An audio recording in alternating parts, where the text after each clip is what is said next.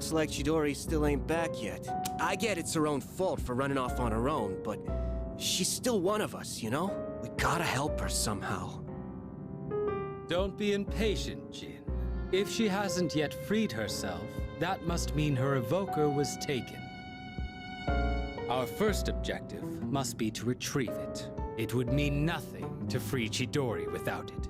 For us, our persona is as precious as our very lives.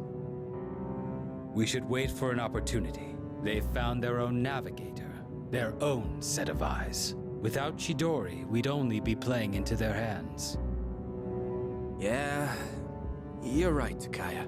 Sorry I lost my cool there for a second. But what are we gonna do? They took down that shadow during the last full moon like it was nothing. If they got someone who can predict our moves, it'll be hard to catch them off guard. Yes, that's true. By the way, what is that thing? It looks like some kind of clunky evoker. This is one of the first evokers ever developed. I suppose you could call it a prototype. Oh, that's right. You've never seen this before, have you, Jin?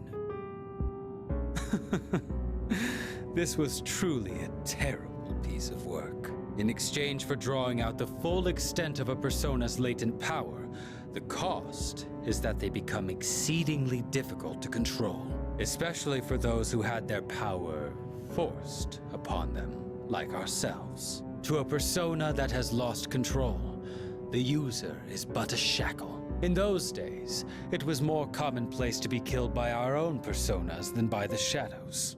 This was the result of one such killing. I am a shadow, the true self.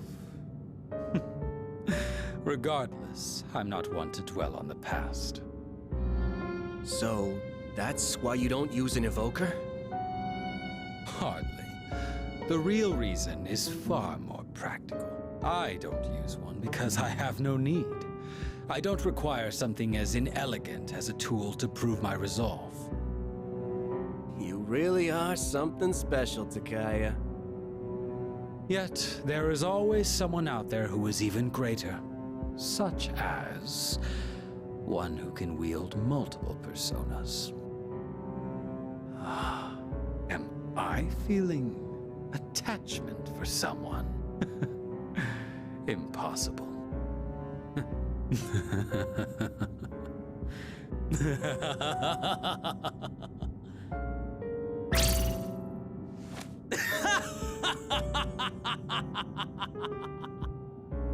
Takaya?